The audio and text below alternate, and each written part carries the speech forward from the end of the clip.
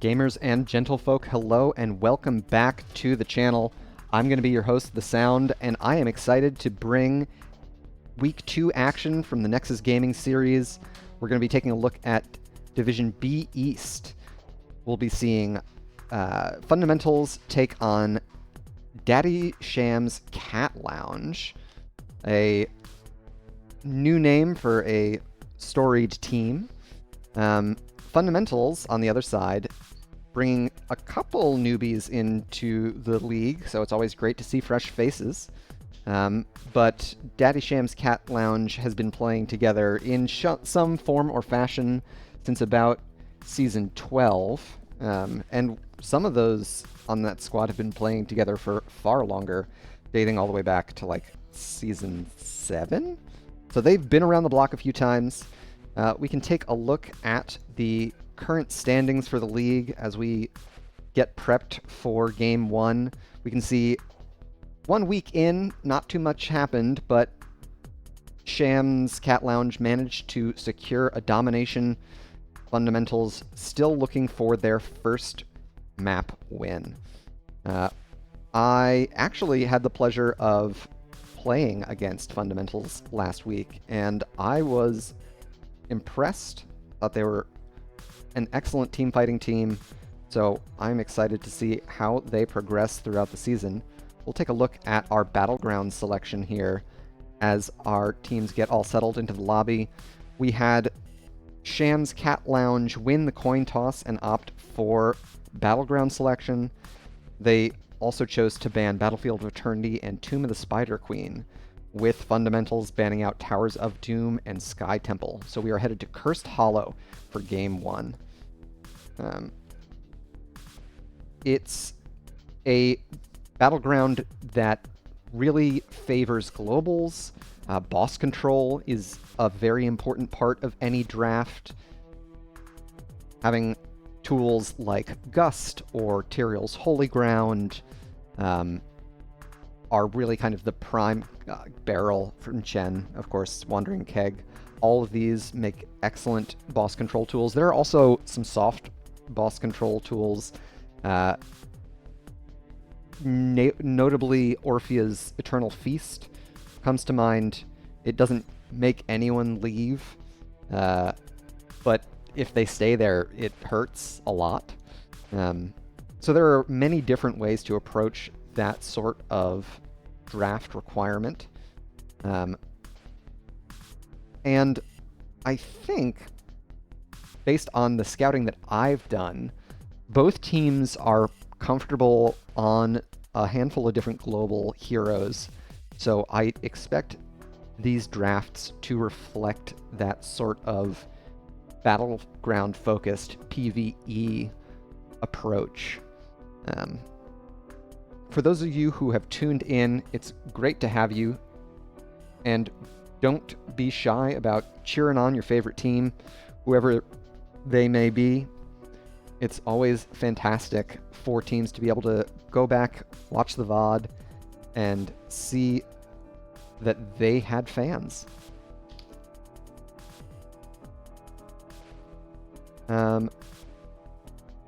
What else can we say about this Game 1? I'll be interested to see if both teams are going to go for a more traditional composition with 2 ranged assassins, or if they'll opt for a more melee-heavy approach. Both teams have shown a willingness to pick more melee-focused compositions. Cursed Hollow, with all of its narrow corridors, can prove to be very devastating for any squishy assassin that gets caught out by a Kerrigan, a Zeratul, I suppose an Alarak, but I don't know that I would love Alarak on this battleground. First pick for fundamentals here. We'll see how they have interpreted the current balance of the game. We did recently have a patch. You can use !patch in chat for the details there. There's a Junkrat ban. Junkrat, another hero that offers that boss control, as mentioned, and at level 13 can become almost a pseudo-global with Ripper Air, being able to traverse terrain, cross actual map terrain, and move very, very far distances on a short cooldown. Second ban here for the Cat Lounge. Looks like Garrosh is the target. All right. So a tank ban could prioritize those heroes to be selected before the next ban round. We might see the Cat Lounge pick up a tank in their 1-2 slot. Next ban here for fundamentals. We'll see if there's any attention paid to the global with this ban, and there will. A Brightwing ban. Very strong healer, and also a global. So hard to sneeze at that choice.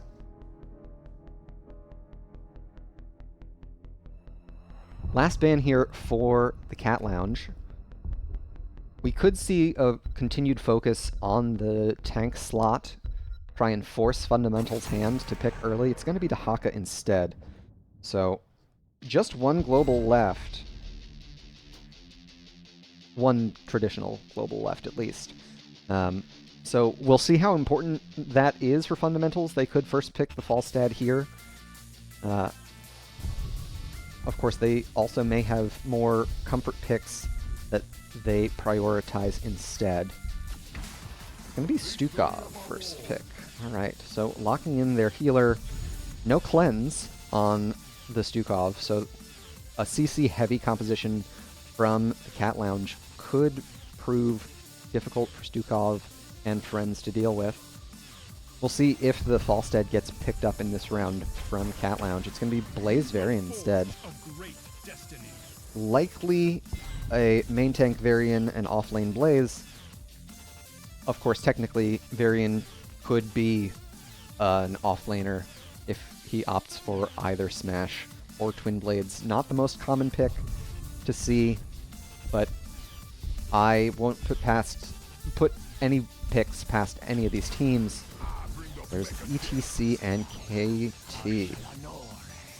Good old Kael'thas. Alright, so a really strong CC chain built already for fundamentals. ETC will probably have a little bit of trouble staying alive here on the front line, depending on the damage that gets paired with the Varian. So the cow could be under serious threat. We'll see if the global gets taken away in this next ban phase. Hanzo instead for Sham. Okay.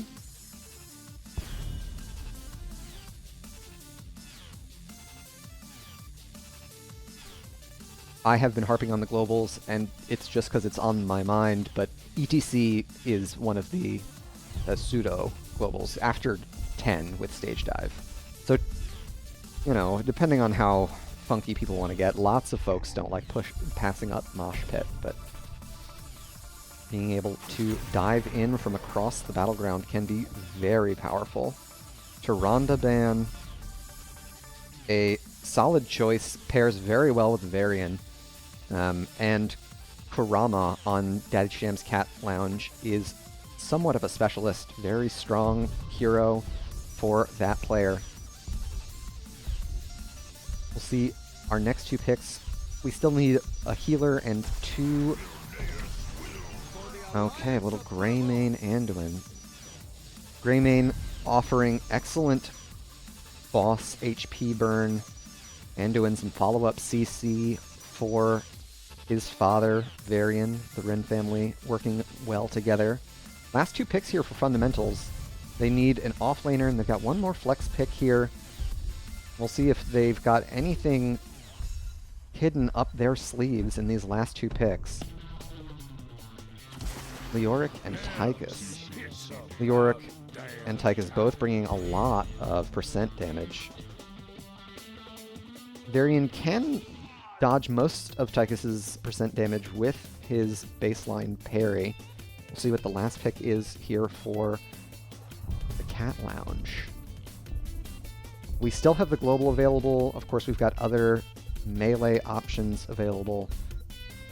The Cat Lounge do like triple melee sometimes. Looks like it's going to be Chromie instead. Alright. Let's let everyone get through the swap phase, and we can take a look at our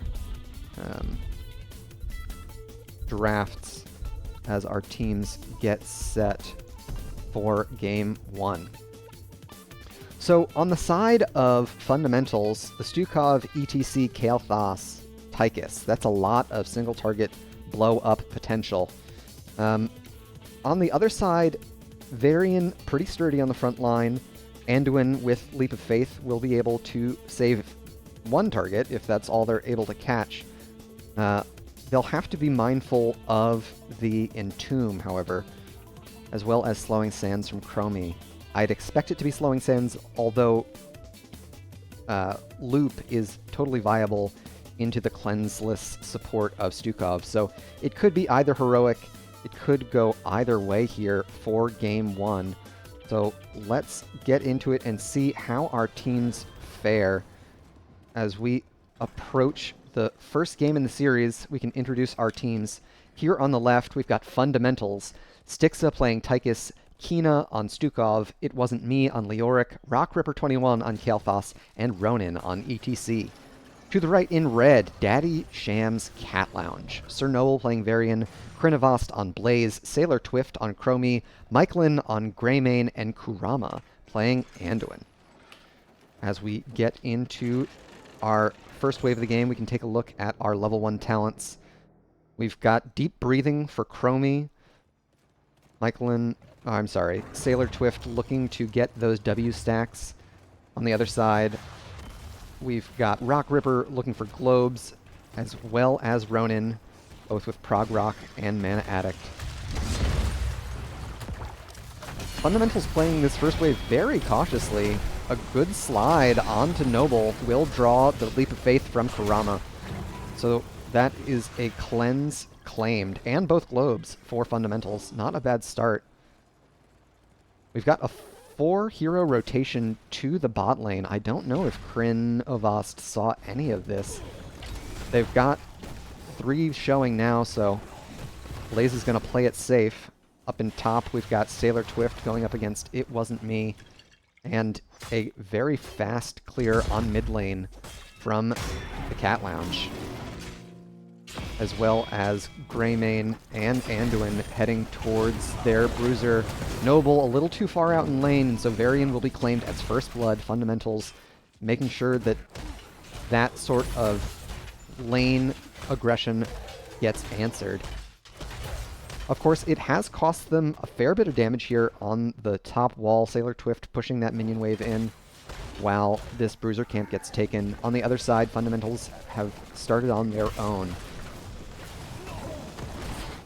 And now the question becomes if we'll see the Cat Lounge look to push with this Bruiser camp or immediately send someone for the Siege camp. It looks like with Michelin, Noble, and Kurama in lane, they're ready to support this Bruiser camp and see if they can't get a little bit of structure damage. It Wasn't Me has made the rotation down, gets a big slow onto 3 thanks to Ghastly Reach at level 4. A double root from Kurama. So the first stack of that quest, Piercing Light, already picked up. That is permanent spell damage, no. Ability power? Spell power, yes. So more spell power for Kurama, a little bit more healing. In bot lane, Krinivast and Stixa duking it out. Stixa will be able to get a lot of damage onto the Blaze. of course, Blaze does have some self-sustain, so it is a push and pull dynamic there. Level 5 means that Chromie has already unlocked their 3rd talent tier. They've opted for Mobius Loop. Dragon's Breath deals way more damage in the center and also slows. It is a very crippling slow. Ronin has found Sir Noble in the rotation here. There's the power slide, just kind of worrying the tank player for the Cat Lounge. Kurama making that unsafe rotation, going to take a lot of damage. Kina and Rock Ripper both really well in sync with the Lurking Arm and Gravity Lapse. Michelin eats another Gravity Lapse, and there's the follow-up stun. Kurama seems to be body blocked by Ronin here. It's going to be 2 takedowns in favor of Fundamentals, 3 unanswered thus far. Looks like Krinovost will make it out without too much trouble. In the bot lane, the siege camp was taken. The Cat Lounge likely trying to play that first tribute as slowly as possible, but with the decisive action from Fundamentals, Rock Ripper finding their mark not once but twice with the Gravity Lapse. So a really solid Kael'thas play. Top lane, the fort front wall took a lot of damage from that siege camp. That has pretty much been matched down here in bot lane. It wasn't me continuing to harass Sailor Twift on the Chromie. If they're not careful, they might lose their... Yeah, they're going to lose the 1v1 here. And then up in top, we've got a 4v4. I'm sorry, 3v4. Kurama just now making the rotation in. Not a bad takedown for the Cat Lounge to secure. With this siege camp still pushing, it's going to put additional pressure there on the bot lane. It Wasn't Me is going to have to stick around and deal with it as our next tribute spawns down in the mid of the map. Neither team really prioritizing getting to this tribute spawn. Sailor Twift seems to be in range. We'll see if they look for a stall on Chromie. It looks like they're going to forego it. Ronin tries to connect with the power slide, but Sailor Twift able to make it out without too much trouble. Meanwhile, in top lane, Daddy Sham's Cat Lounge gets through another fort front wall. They've secured those on both top and bot lane now. And it looks like they're posturing around boss. We've got Greymane, Anduin, and Varian kind of lurking in that top lane area. It would be a great pickup for them to grab if they're able, because of the next tribute spawning on the bot side. Speaking of, it's just been announced. We've got 25 seconds until the tribute spawns. Fundamentals far closer to their heroics. Just a smidge of a level away from the level 10 talent tier. Chromie has opted for Slowing Sands, not as concerned with the typical cleanseless punish, so to say. And it looks like Cat Lounge willing to give up this curse. Blaze will get one stall here, but that's all they can really safely do. So it's going to be a curse in favor of Fundamentals, with a boss going over to the Cat Lounge. Looks like we've got 3 heroes lurking around bot lane. Krinovost is going to have to play it safe here. In mid, we've got a 4-hero defense from Daddy Sham's Cat Lounge with Fundamentals. There's the taunt. Ronin looking to take... Oh my gosh. Just barely makes it out alive. A great shove from Kina will save the ETC for most of the punishment. And with First Bullet online, we can take a look at our heroics once again. That is the threat that they can put onto Ronin on the front line there. Daddy Sham's Cat Lounge definitely looking to go front to back in these fights. Noble taking a lot of damage here. And Ronin, there's the turnaround damage, and that was just with the Chromie damage. Greymane rotating up through... Oh, it gets caught here by the Entomb. A great leap of faith, but that means that Varian is stuck on an island. A power slide goes through. Noble gets a massive heal from the Lion's Fang. And they're able to make it out alive. Noble looking for one more taunt onto Ronin.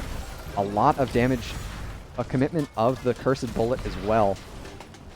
We've seen heroics flying on both sides. We can call them out. It's Commandeer Odin, Massive Shove, Entomb, Phoenix, and the Mosh Pit for fundamentals. And for Daddy Sham's Cat Lounge, we, of course, have Taunt. That's been online since level 4. Bunker Drop, Slowing Sands, Cursed Bullet, and Light Bomb. And it looks like Bunker is on cooldown, so likely was committed in bot lane to save some HP. Chronivast having a tough time in that lane against It Wasn't Me. Chromie has opted for timeout at level 11. And it's another round of Bruiser Camps. This time, Fundamentals gets the first capture, and so they're going to get a little bit of progress here on the mid-fort wall.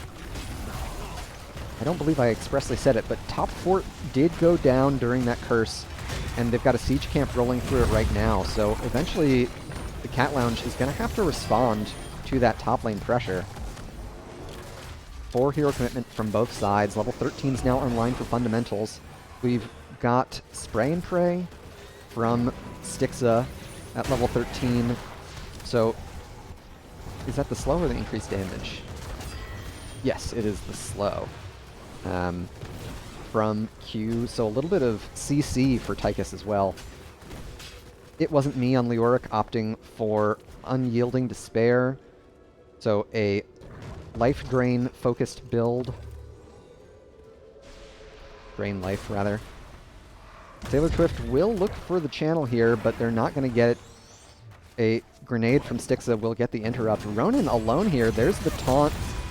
The root follow-up does not land. That's a lot of damage coming out. We've got level 13s on both sides now. Ronin continues to take a lot of punishment here. Noble chasing them down.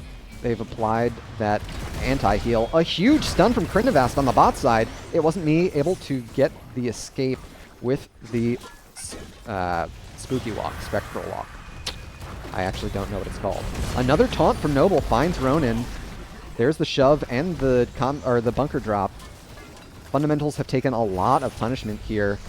Daddy Sham's Cat Lounge mostly healthy on the HP department, though their mana isn't the highest. Another 2-hero stun. Chronivast might have bit off more than they can chew, however. Kurama unable to get the cleanse in time, and without that cleanse available, Sailor Twift is going to have a hard time on the Chromie. Timeout expires, and so does the Chromie. A great Mosh catches Sir Noble, and that's going to be the green light for fundamentals to finish off this mid-fort. A huge experience lead now, thanks in largely to their superior superior hero takedown experience. They also have more minion XP, worth noting, so it's a matter of not just the fights, but the way that they're playing the map as well. They've also got the passive XP lead because of the structures they've secured already. Level 16's now online. The Cat Lounge still trailing by a level and a half before they reach the level 16 talent tier. Stixa continuing with that overkill build, opting for armor-piercing rounds.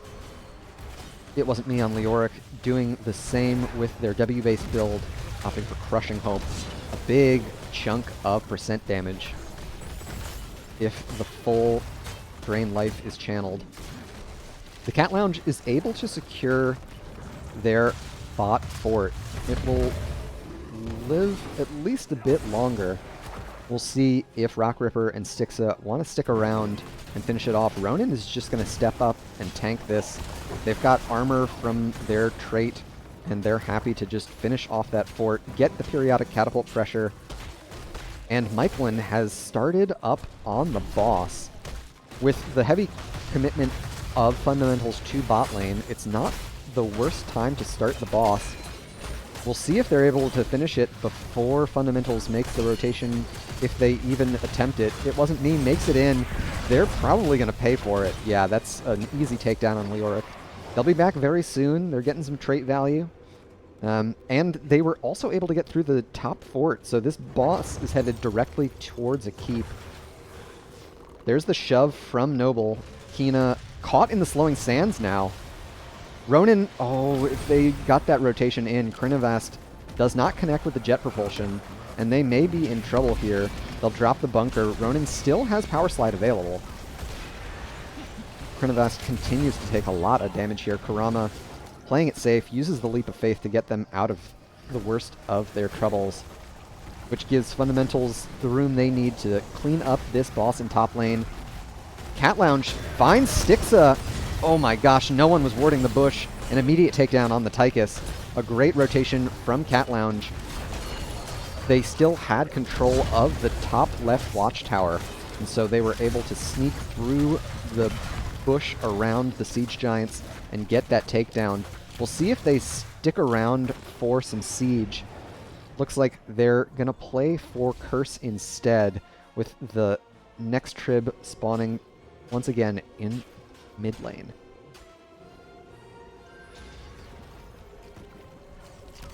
Fundamentals have camp pressure now, and it looks like the Cat Lounge wants to do the same. Mykelin's still hanging out with the Bruisers, and so that's going to give Fundamentals a free grab on this objective. We can see Krinivast cleaning up the bot lane. It is in a rough position for the Cat Lounge. And now we'll see how far Fundamentals are willing to push with this Bruiser camp. Their distance to safety isn't that favorable, given how far away their fort is. And this is a pre-Storm Talent engagement if Daddy Sham's Cat Lounge choose to engage here. Looks like they're willing to play it safe, try and at least get that spell armor aura off of the Bruiser camp before they look to engage. Noble and Krinivast stalwart at the front line, but not getting very aggressive. They've bought plenty of space for Mykelin to start up on the Siege Giants. Next boss is going to be in bot lane. It's in a minute. And another great spawn for the Trib as far as Curse rotation is concerned. Ronin able to power slide to safety there. Noble trying to keep the cow honest as much as they can. The periodic catapult pressure in bot lane will prevent Fundamentals from feeling pressure too quickly. Another blow-up attempt. This time it rings true. Ronin goes down immediately. Krinivast dropping the bunker a bit early there. Kina gets the first interrupt there. A huge two-hero stun. Kina caught in the slowing sands with the unraveling heroic or Storm Talent, and there's Curse with 3 takedowns. This could be a game-ending push for the Cat Lounge, especially if they catch It Wasn't Me. Leoric, pretty survivable, but not if they eat all of the damage from 5 heroes all at once. Stixa will pop Commandeer Odin to try and dissuade Cat Lounge from pushing too far, too fast. But with their tank still 15 seconds out from respawn, it's going to be a while before they get reinforcements. And we've got a Greymane on core already. This is a tough position for Fundamentals to find themselves in. They had a really rock-solid start to the battleground, but in the end, a few sloppy plays in the late game costs them a pivotal curse. And that will do it for Daddy Sham's Cat Lounge in Game 1. GG and well played.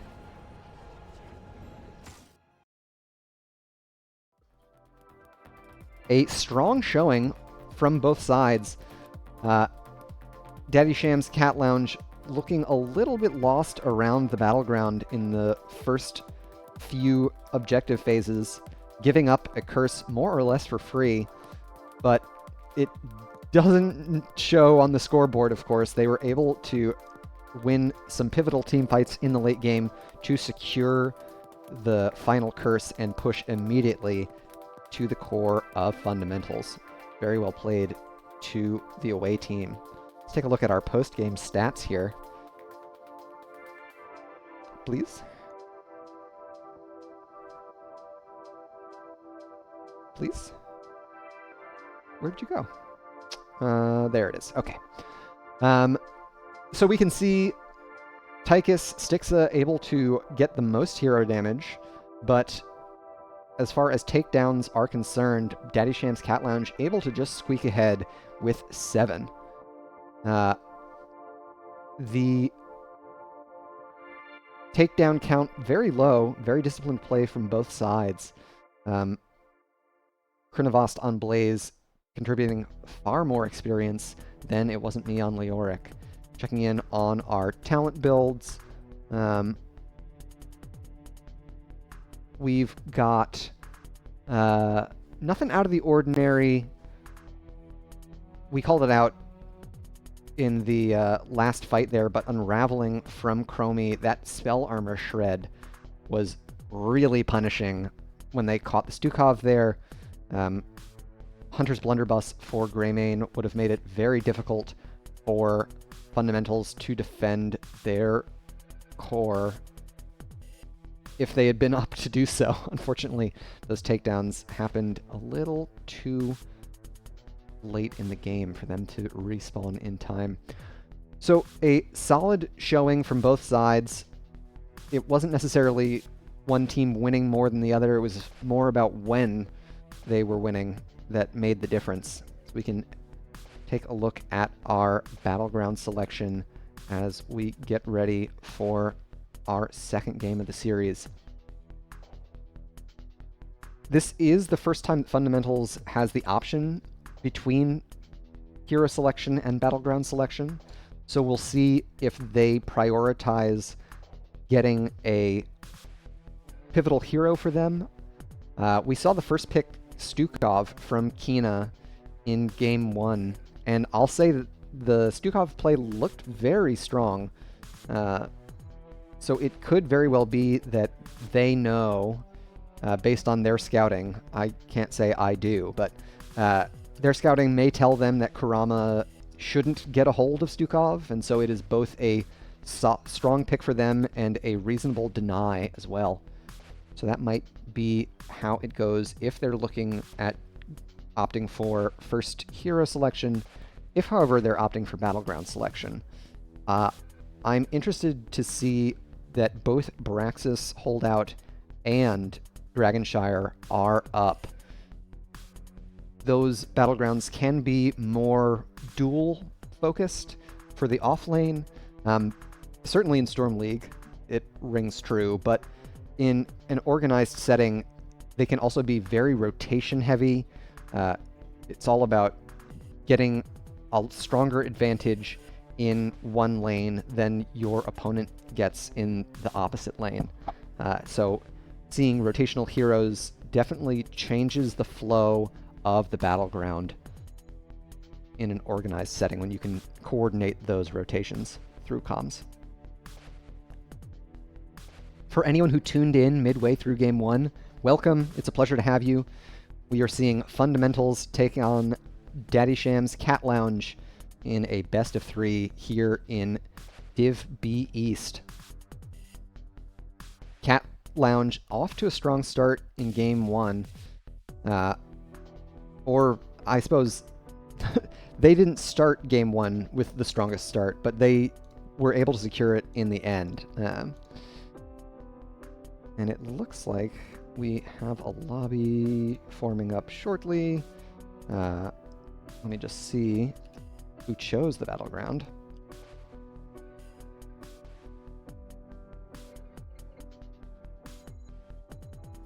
And then we can get all queued up. All right, so we are headed to Infernal Shrines as selected by Daddy Sham's Cat Lounge. So Fundamentals want to hold on to their first pick. We'll see if we get another Stukov first pick. I'd be surprised. I think there are higher priority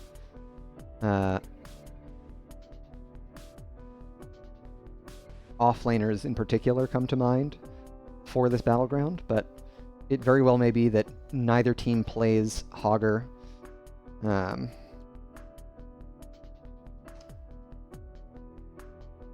I know that both teams have run melee-heavy compositions in their first week of the regular season, so I'll be interested to see if both opt for that here. Infernal Shrines can be a very strong battleground for those melee-heavy comps.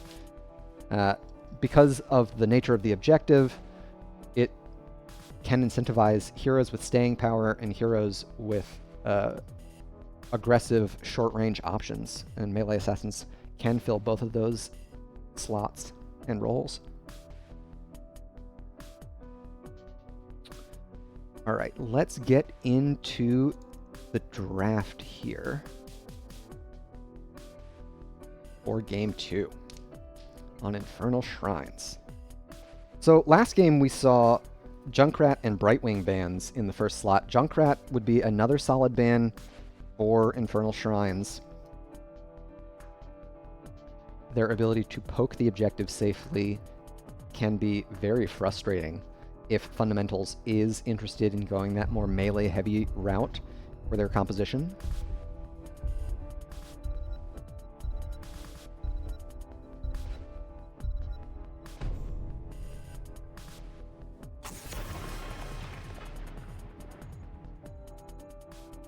Okay, sticking with it. Junkrat ban indeed. I'm sure the scouting report has mentioned that the Cat Lounge are plenty good at the hero. Another immediate Garrosh ban. Garrosh, a very strong tank on this battleground because his Earthshaker throw does not target the shrine monsters. A lot of people believe incorrectly that Garrosh isn't good because there are too many shrine monkeys and he would end up throwing one of them by accident, but monsters are untargetable by Earthshaker, so it's not so strange to think that if Fundamentals like the War Chief, one of the War Chiefs, that he would be a good ban for this first round. There's the Probius ban. Bit of a targeted ban, to say the least. Not the most common hero. Perhaps one of the least common heroes, in fact, in our fair league.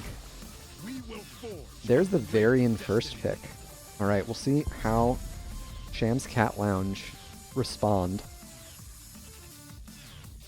We know that Fundamentals feel really strong on the Stukov, so we might see Sham's Cat Lounge try and steal it away here. That would be a pretty early Stukov pick, but the combination is punishing. Sticking with the double frontline first rotation, Blaze and Diablo, the choices for Daddy Sham's Cat Lounge, both really strong on the battleground. Once again, Diablo has lots of walls to bang up against. We'll see if Fundamentals try and deal with that beefy frontline by picking up the Tychus again. I think grabbing it before the next ban phase would probably be in their best interest. Odin is also a strong tool for the objective. They are going to do just that. So, Tychus and Imperius. So Imperius also brings a fair bit of percent damage, starting at level 1 with his Burn the Impure talent. Not the best wave clear up until level 7, however. So I'll be interested to see if that is a flex pick or if that is an offlane pick. Next ban here from Sham's Cat Lounge. Alright, there's the Stukov ban. They don't want it, and they don't want to go up against it. Can't say I blame them. I am surprised that Fundamentals did not pick it before this ban phase, given how well Stukov pairs with Varian. Both damage and a healer missing from Daddy Sham's Cat Lounge. Fundamentals choosing to ban out the smaller pool of those two roles, taking away the Anduin. Next two picks here for Sham's Cat Lounge. I expect to see healer picked up in this slot, as well as one damage dealer, probably ranged.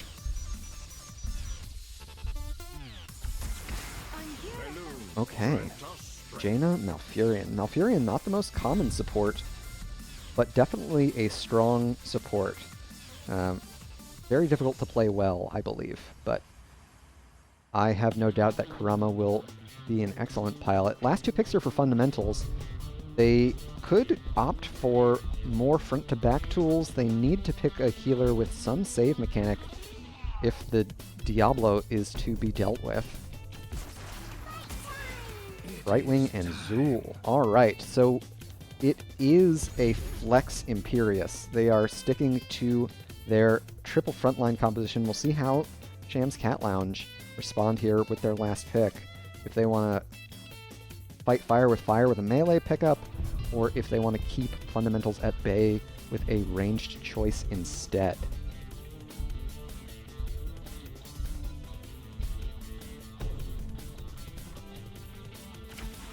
Medivh. Alright. Very exciting. Not the most common pick by any stretch of the imagination. So it is a double support composition for the Cat Lounge into a triple melee composition for fundamentals. As far as Shrine Control and Clear is concerned, well, as far as Shrine Clear is concerned, I think I like fundamentals draft a little bit better. But when it comes to Shrine Control, I think Daddy Sham's Cat Lounge is sitting pretty. The ability to portal around and onto the less mobile members of fundamentals could prove very challenging. Portal with Jaina behind it is definitely a scary proposition. So we'll have to see how fundamentals choose to work around that. They don't have the best portal control by any stretch. So we'll see how they fare into this creative draft from Daddy Sham's Cat Lounge here in Game 2. We can introduce our teams once again. Fundamentals in the blue on the left. We've got Kina playing Brightwing, Stixa on Imperius, Rock Ripper 21 on Tychus, Ronin playing Varian, and It Wasn't Me on Zool. To the right in red, Daddy Sham's Cat Lounge. We've got Sir Noble playing Diablo, Krenavost on Blaze, Mikeland playing Jaina, Kurama on Malfurion, and Sailor Twift on the Medivh. Let's take a look at our level 1 talents. It is Portal Mastery for Medivh, a must, according to many, many folks I listen to. And interestingly enough, Stixa opting for Impaling Light rather than Burn the Impure. Sailor Twift able to show all of Daddy Sham's Cat Lounge where fundamentals are lurking. Ronin still very weak. Mikeland through the portal, and it was all just a bait. Ronin taking so much damage. There's the flip over. The phase shift will save them. A polymorph follow-up. Rock Ripper might be able to chase down Sailor Twift, gets the protected, and that's enough. Sir Noble makes it out with a sliver of HP and a big thank you to their Medivh player. Level 1 talents, Lion's Maw for Ronin on the Varian, looking to increase their CC capabilities. Mikeland through the portal again. They get polymorphed, but they're able to take the portal back through. And the early wave advantage going over to Fundamental. Not what I would have expected with a Varian composition early, but they're doing a good job commanding the rotational pace here. Krenavost gets the rotation in. They're going to take a lot of damage. A little baby portal might not be enough. I think this is going to be first blood, and that will do it. Krenavost on Blaze goes down. Fundamentals once again secure first blood for themselves in Game 2. They were a little bit slow on the rotation to make the invade, so Daddy Sham's Cat Lounge able to secure their own safe side siege camp.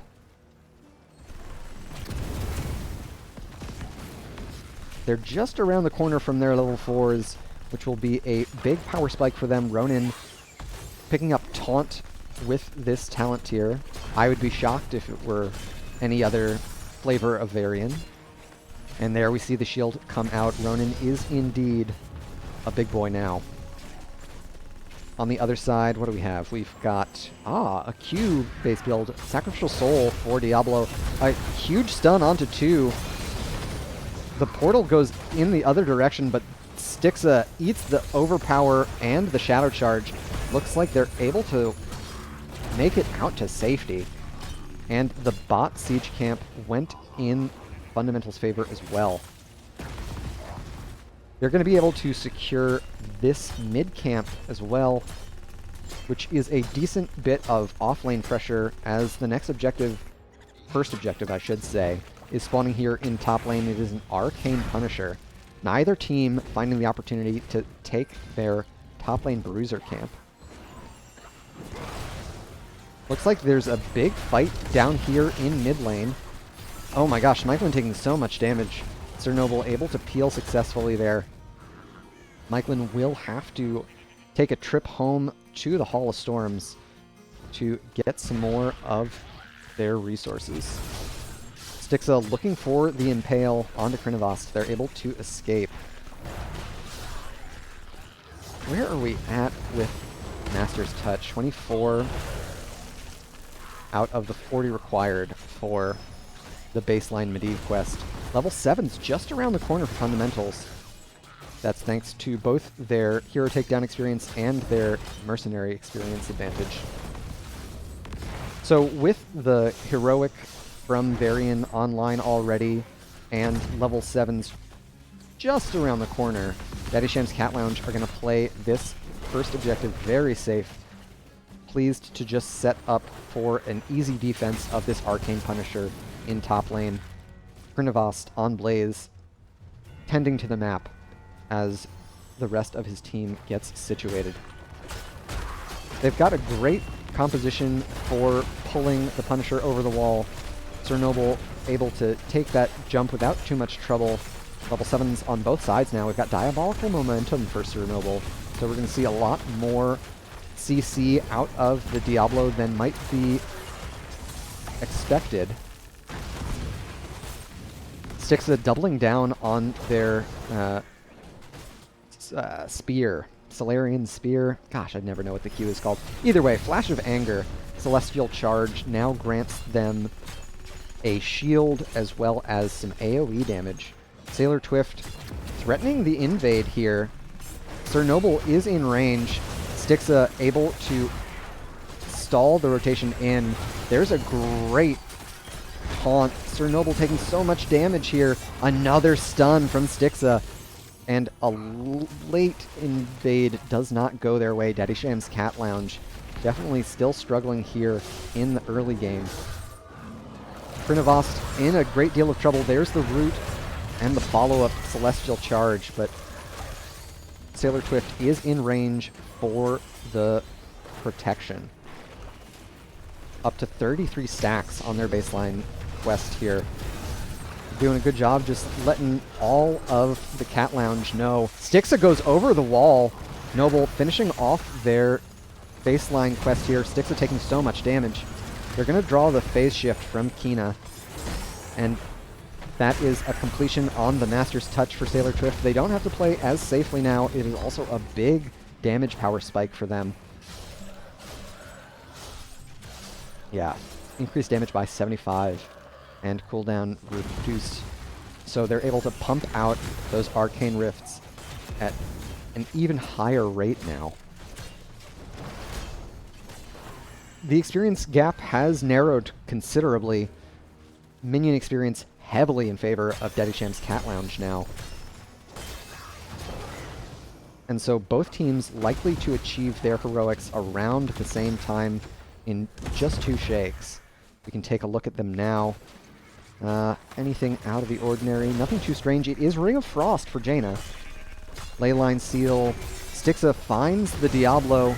They go in nonetheless. Rock Ripper caught behind. Oh, but there's the portal expiring. Sailor Twift able to save themselves with a great Leyline Seal. There is the ring and the APOC. Brightwing goes down on the top side. Rock Ripper found by Noble. One more bit of CC, and that's the root from Kurama to seal the deal. It wasn't me trying to escape here. Sailor Twift taking a lot of damage. Michelin trying to chase down the Zool, and Daddy Sham's Cat Lounge get the successful invade, as well as 2 takedowns of their own going into the next objective phase. And it looks like it's going to be a frozen Punisher here in bot lane.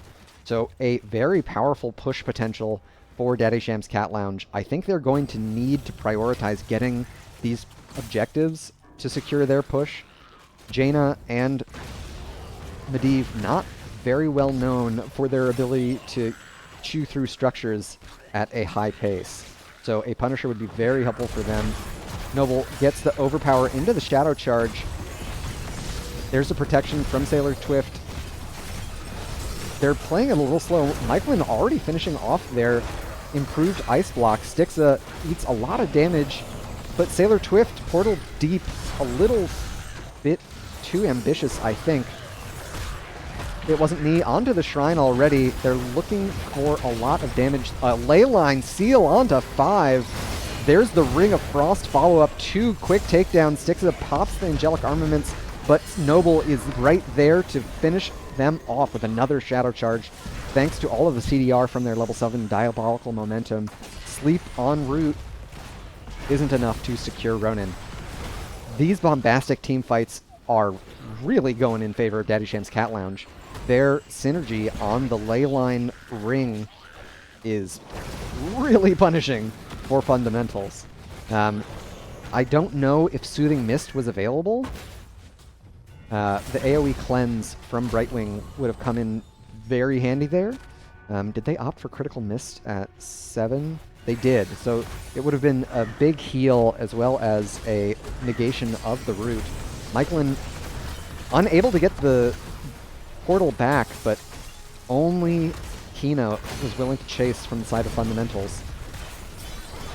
Kraken Laser Drill, the choice for Rock Ripper, rather than Commandeer Odin this time around. In top lane, we've got It Wasn't Me pushing away on the Zool. I would say a reciprocal amount of damage done to the bot lane fort after second objective, as was done to the top lane fort after first objective. It Wasn't Me unable to escape the rotation from Daddy Sham's Cat Lounge. It will mean that they sacrifice this bottom camp once again, but I think they're more than happy to take down the offlaner, someone who's been causing them a lot of trouble. Michelin gets the rotation in, finds none with... Oh, there's the Leyline Seal, and the follow-up. Ronin taking a lot of damage there. They pop the Protected once again. Bunker comes down. Ronin chased down for the takedown, however. Krinavost and Kurama both into the bunker. We had Tranquility popped as well. So all heroics used once again for Daddy Sham's Cat Lounge. We'll see if they're able to secure any structure damage with these takedowns. Looks like they're going to steal away this siege camp, do a little bit of a experience and push denial on the side of fundamentals. While they were tending to that camp, Daddy Sham's Cat Lounge let this Khazra camp push away for a little bit, so they've taken a fair bit of damage to their bot lane keep. Next objective spawning in top lane. It is a Mortar Punisher. So once again, the Cat Lounge would be very pleased to secure it, especially with their top fort already down to about half HP, likely from all of the minions that It Wasn't Me has been able to push into the lane. It Wasn't Me opting for a Cursed Strike build. They're able to get a lot of HP back from those talents, assuming they're able to freely auto-attack. Sailor Twift scouting the rotation of fundamentals down to bot lane. Krinavost dueling it out with It Wasn't Me. They'll draw the keep aggro, and it looks like they might get found by the rest of Daddy Sham's Cat Lounge. We've got a phase shift in from Kina. There's the Leyline Seal, however. APOC follow-up. Oh my gosh. Instant takedown onto It Wasn't Me. Kina was able to blink to safety, but these takedowns now 8 in favor, or I should say 6 in favor, 8-2 in favor of Daddy Sham's Cat Lounge. And right before the objective spawns, it's given them a talent tier lead. We've got Chernobyl opting for domination, continuing on that Shadow Charge-based build. Renovast, found in the bush there, has to pop the Pyromania.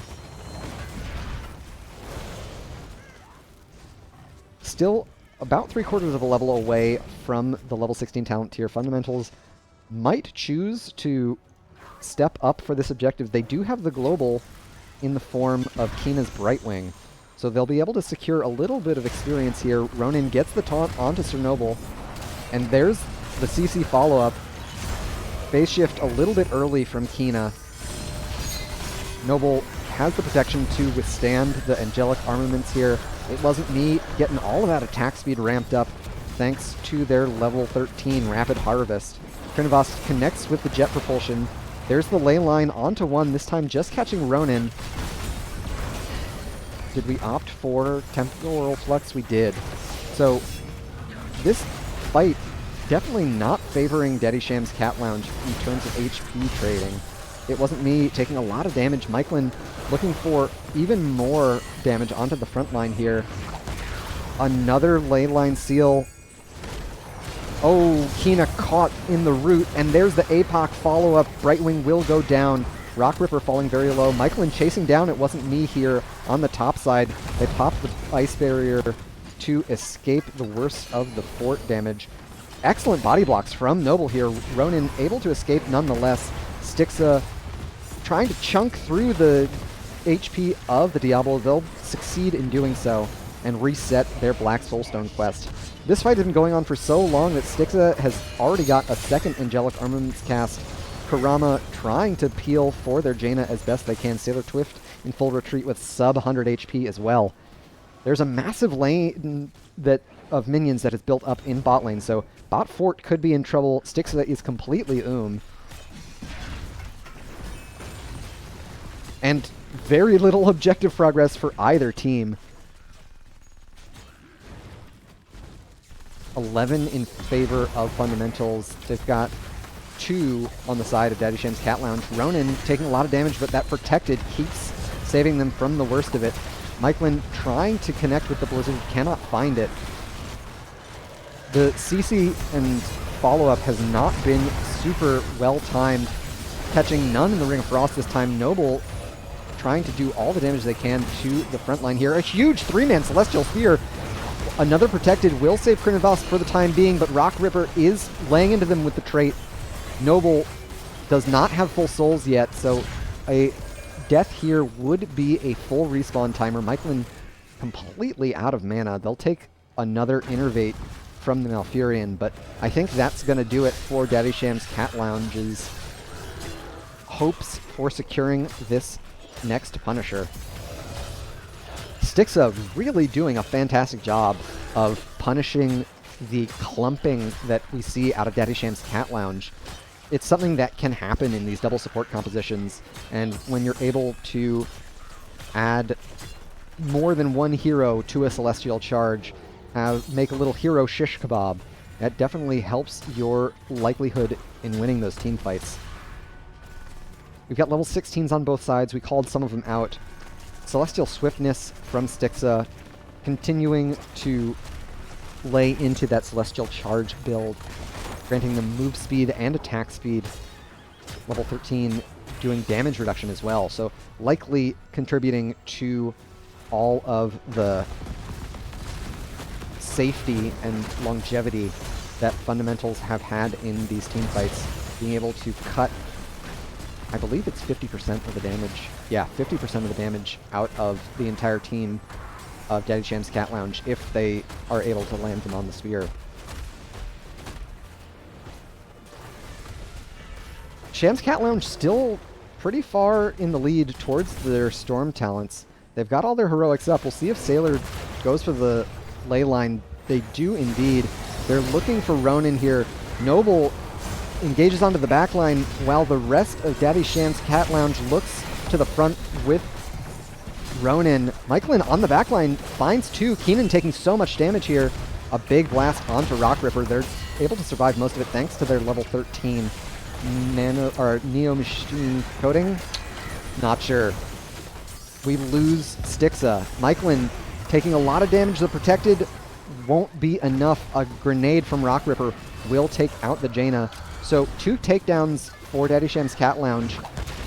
Another Leyline Seal connects. This time they're looking for Tychus. There's the Hellgate in with the Storm Talents.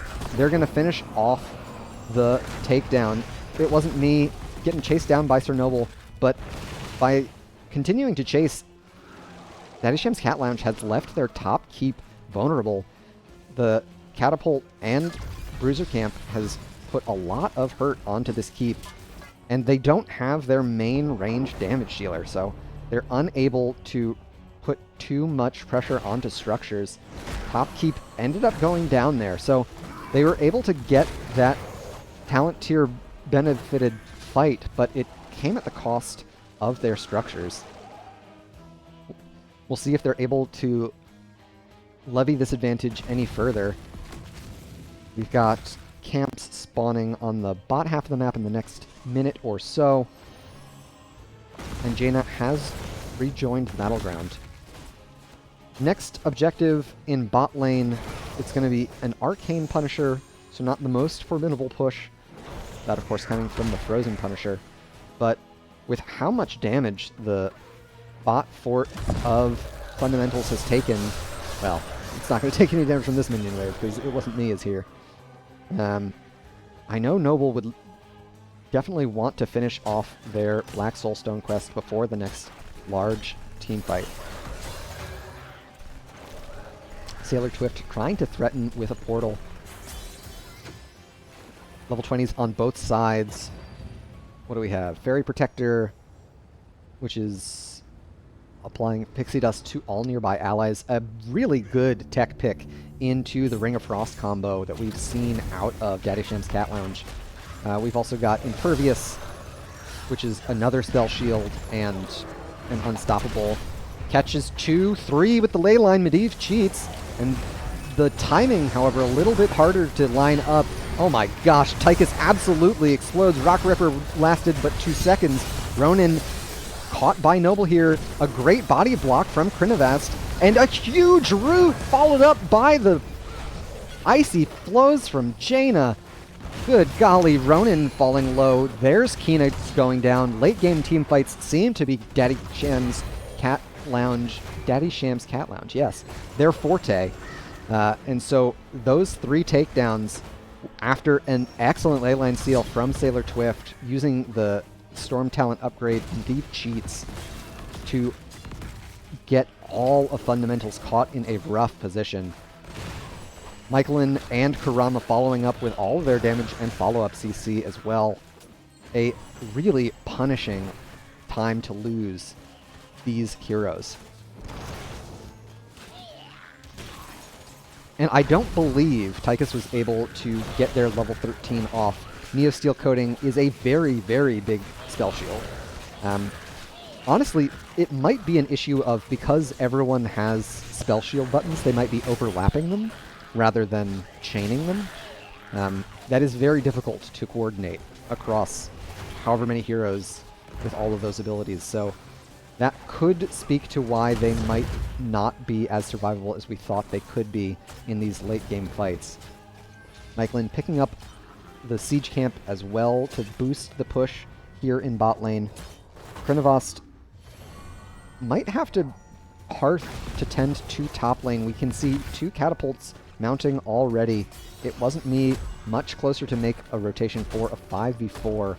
Fundamentals may look to engage past the Punisher after they've succeeded in jumping it over the keep wall. Sailor Twift over the wall is looking for It Wasn't Me. Looks like It Wasn't Me is not interested in going on the flank. Sailor Twift catches 1 with the ley line. They're willing to throw it out pretty willy-nilly, given their level 16. Our Temporal Flux giving them so much cooldown reduction. Fundamentals do a great job kiting the Punisher up to mid-keep. Bot keep down to about 50% HP, but it looks like the consolation prize of mid-fort is all Daddy Sham's Cat Lounge can reasonably secure for themselves. Sailor Twift continuing to be a menace, fundamentals always being watched by Medivh. We'll see. They haven't scouted any of Daddy Sham's Cat Lounge, so that's why they're taking such a cautious approach to these rotations. It wasn't me, not at all frightened by the bluffing portal. Sailor Twift, do they look for the Leyline Steal? Noble immediately in onto It Wasn't Me. They're able to make it out alive. Great polymorph from Kina. Stops the worst of the aggression. Daddy Sham's Cat Lounge have a catapult advantage in bot lane, but it is not as strong as the catapult pressure fundamentals have built up in top lane. Constant catapults every wave is very punishing, whereas fundamentals just have to deal with one every 3 waves. Not so bad. Next objective in top is going to be Frozen Punisher.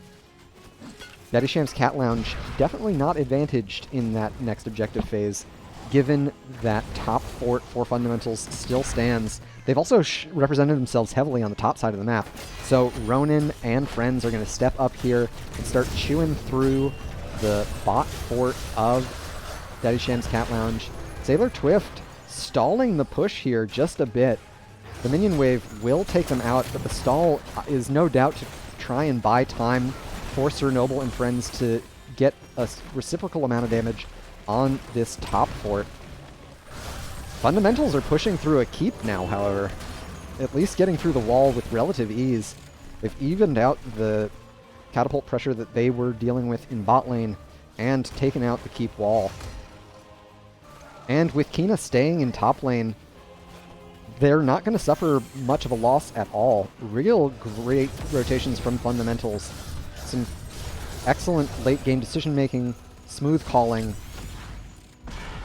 and excellent restraint as well. Not willing to risk it all over a bot siege camp. Objective is now announced in top lane. As mentioned, it is a Frozen Punisher. Fundamentals could send one to bot lane to tend to the Khazra camp, but it does not push particularly quickly as far as siege camps are concerned in Heroes of the Storm. Fundamentals would love to get some sign of where Daddy Sham's Cat Lounge are. We can see them coming in through the top lane, right through that minion wave. Kina is not with the team, so they do have Brightwing positioned to deal with the camp. I don't know if they are going to have that much time before Daddy Sham's Cat Lounge get an advantage on Shrine minions that is difficult to get through. There's the portal looking to go in. It wasn't me opting for Tragul's, nope, Callan's Edict at level 20. So that is cooldown reduction on their heroic as well. Sailor Twift catches 2. There's the Unstoppable from the Imperious. Oh my god, a huge root from Kurama. Sir Noble's very low, gets into the bunker. It Wasn't Me and Ronin both now low. A great protected, might get Noble out. They get another stun, this time onto Imperious. They didn't have the Impervious any longer. They chase in deeper with a portal. We connect with the Varian on the top side with a jet propulsion. Ronin still willing to stand and fight. They've got a lot of healing thanks to Glory to the Alliance at level 20. It cost them an Imperious, but all heroics were used by Daddy Sham's Cat Lounge. Fundamentals still have taunt available, but they're unwilling to take the disadvantaged fight down a hero. This is a big teamfight win for Daddy Sham's Cat Lounge. A Punisher securement. Securement? That's a word I said. Securing a Punisher would have been a huge, huge threat to ending the game if Fundamentals had succeeded. So, no doubt Daddy Sham's Cat Lounge are very pleased to have secured this top lane. They'll definitely be looking to get through this fort, and if they're lucky, they may be able to put pressure on the keep. It Wasn't Me has sent 2 siege camps through the mid lane. They're going to be supporting a catapult as well, so there's a lot of lane pressure for Daddy Sham's Cat Lounge to tend to. Opting to stall their objective progress at 39. Trinivast sticking around, trying to get one just below. We'll see how quickly the Cat Lounge can get through this mid lane push. Sailor Twift is in range, could try and ley line. Yeah, I don't think they're going to be able to finish this off in time. It wasn't me dropping the Skeletal Mages once again. Sailor Twift catches It Wasn't Me with the ley line, and there's two more. The APOC does not connect with It Wasn't Me, but the Ring of Frost certainly does. And it's Cold Snap at level 20. I hadn't even called it out. Not what I'm used to seeing, but I'm also not used to seeing Ring of Frost, so it could very well be that Cold Snap is the best choice. It's going to be an easy fort secure for Daddy Sham's Cat Lounge. Fundamentals have the tools to jump the Punisher without too much trouble, but a portal in could be very punishing. Ronin draws the stun. There's the Hellgate in. Another protected. There's the Leyline Seal, catching 3.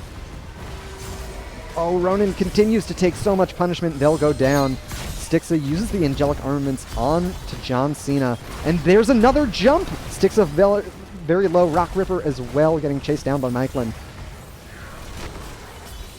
Noble finds the Varian with a bit more CC. A lot of damage onto Michelin, and they will fall. A tough portal to have taken alone.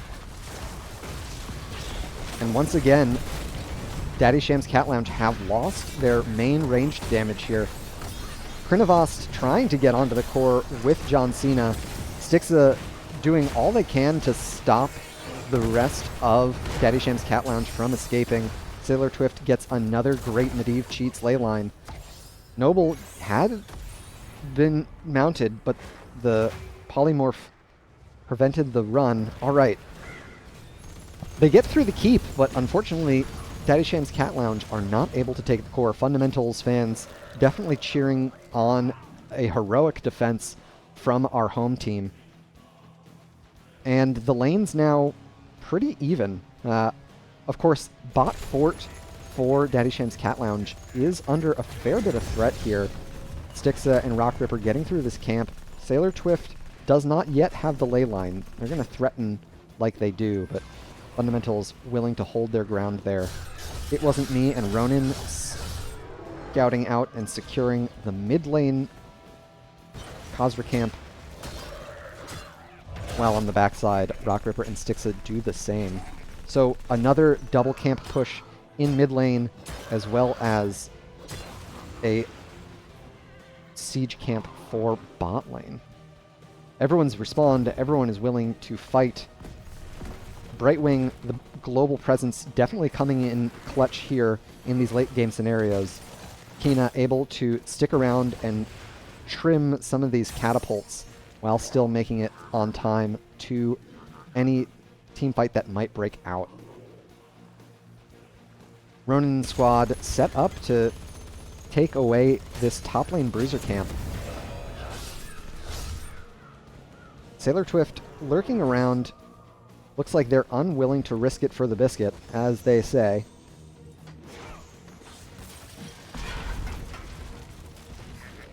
Scoops in chat mentioning that Winions had done a lot of damage to Daddy Sham's Cat Lounge's core. I hadn't even noticed because it was in the midst of these crazy late game moments, but it's true. Daddy Sham's Cat Lounge core down past 50%.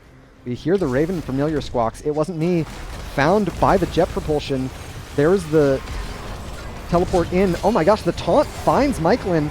Ring of Frost does not connect. They're looking for It Wasn't Me. They've got all the CC they need, and there's another takedown, this time onto Kina. Stixa able to escape. They can't escape from Krinivas, though. Two-man jet propulsion. There's the taunt once again onto Michelin. Body blocks from Jaina. They connect another Shadow Charge. Ronin doing all they can just to make this last as long as they can. Buy some respawn time, but at this point I think it's more of a stagger death than buying time for respawns. And right as the objective spawns as well. A Another commanding team fight win for Daddy Sham's Cat Lounge. Krinovost connecting some really big jet propulsions there. Able to threaten here. Michelin, brave as ever, continuing to be first through the gate, first through the portal. And here we have it, an Arcane Punisher for mid lane. And mid lane has even catapult pressure, so it's not too bad for fundamentals. It's not like they'll be dealing with a big stack of catapults as well as a Punisher. And it looks like we've got Krinovost taking care of this Bruiser camp on the top side. It'll help relieve that top lane catapult pressure that has been so difficult for the Cat Lounge to contend with.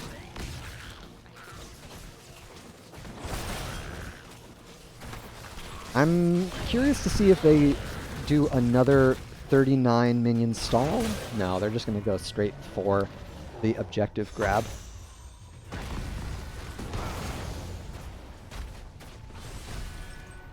All right, Mortar Punisher for mid lane. Kina pushing out waves in bot as Brightwing, trying to even out the catapult pressure, put it in their favor.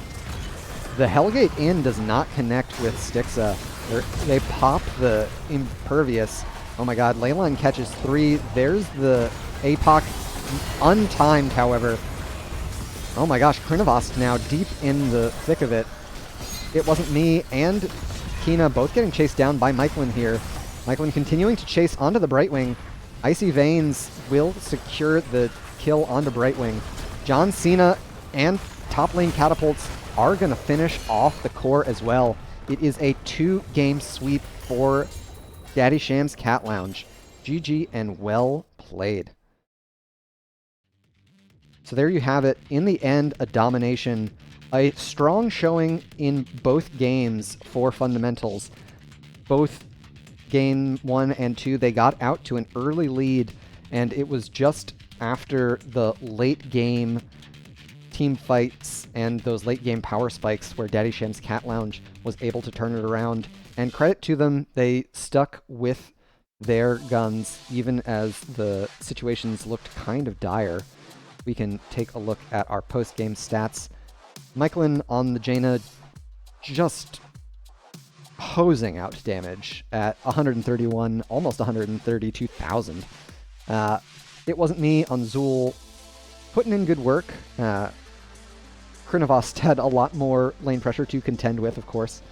We can check in on those builds. Michelin able to do all that damage thanks to the level 7 Icy Flows and level 13 Icy Veins, giving so much cooldown reduction, as well as, is that Pierce? Yeah, Pierce at level 4.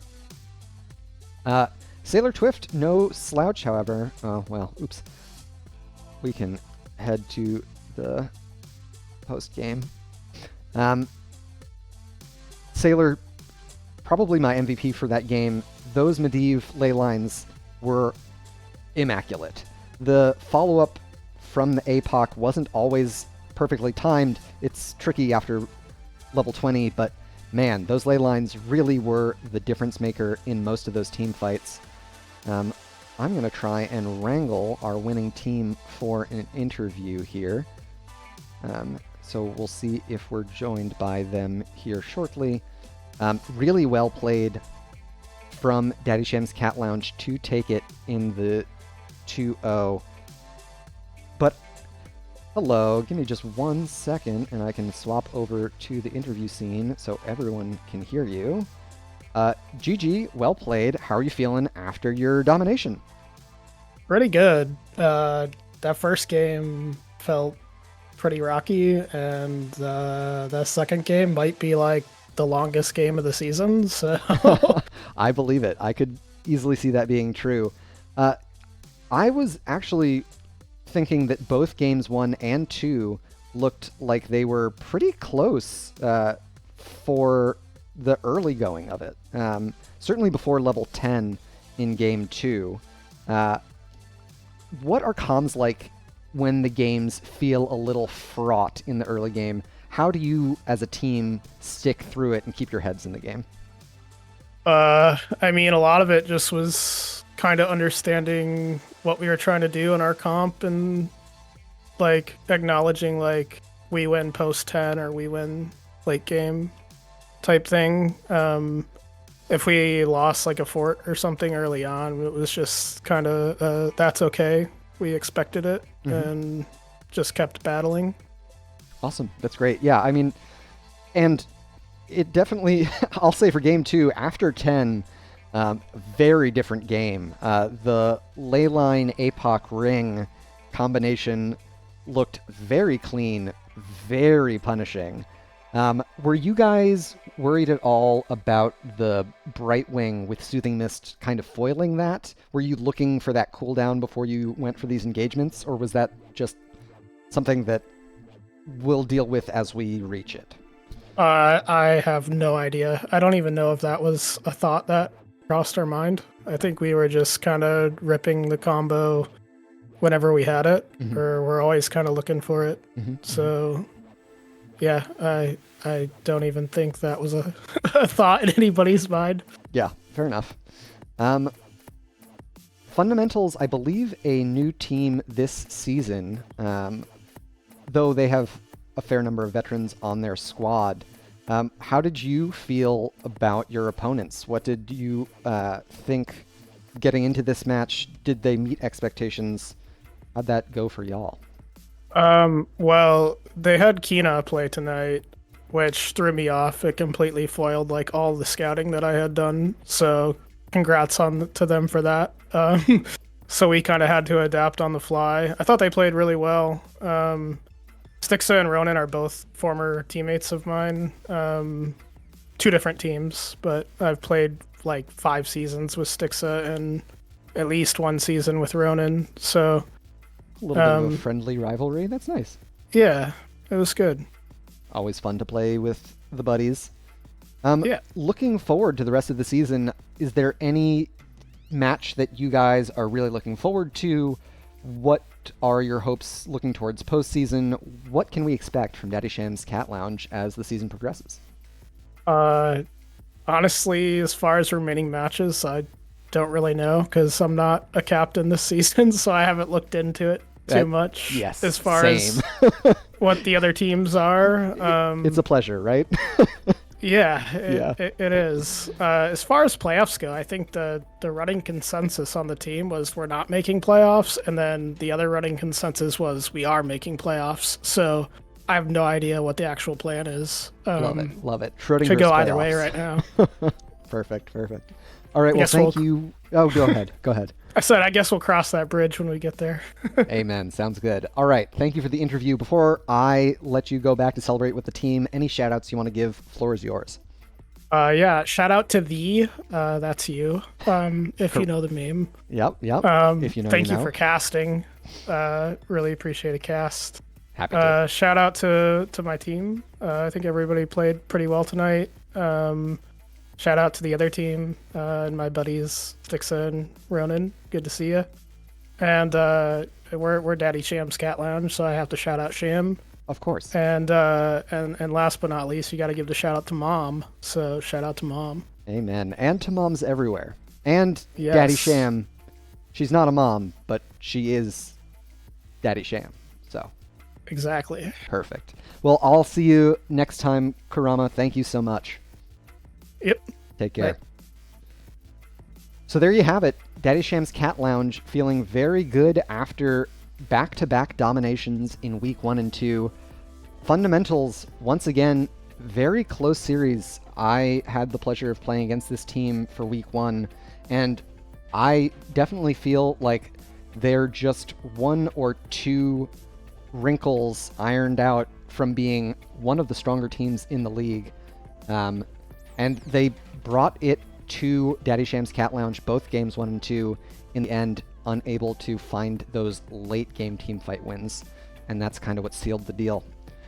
That's going to do it for me here at the end. Before I go and sign off, I'll give some shout outs of my own. First and foremost, to all of you for tuning in. Thank you so much for supporting our fair league and cheering our teams on. It wouldn't be half as fun without your joining us. Of course, another shout out to NGS, all of the staff that work across all of the different fields.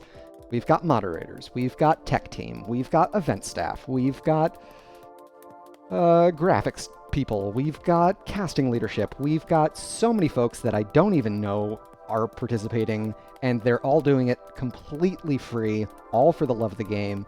So I cannot thank all of the volunteers enough for giving us an opportunity to play Heroes of the Storm in this organized fashion.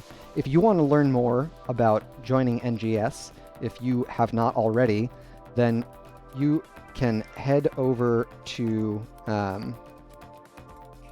!NGS in chat, and that should send you to where you're looking.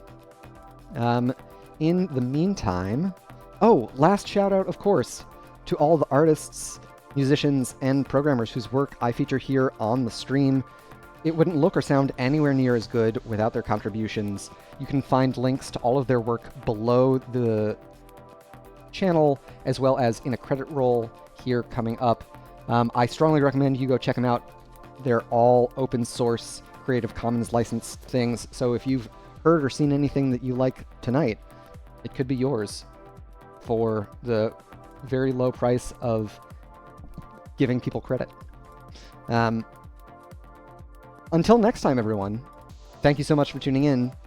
Peace and love. Good luck and have fun.